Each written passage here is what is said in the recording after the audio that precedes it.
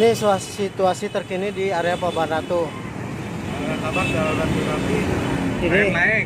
ada kabar di area Pelabuhan Ratu air naik.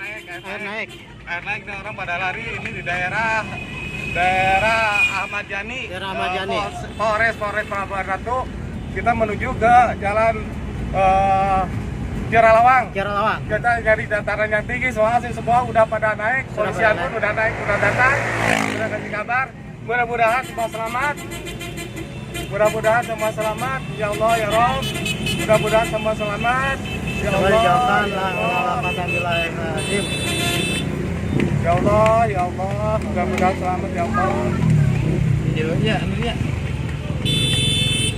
Terus paman yang kena kalung ya Pak? Kalung terus. Terus jangan tempat tertinggi ya pokoknya Pak. Di Batu orang dia masih kena lompat kalau Lompat kena kalungan. Ayo tuh biar sampai di jalan ya Allah. Pada dia masa bisa kejar. Nanti ke beribu pipi lupa langsung.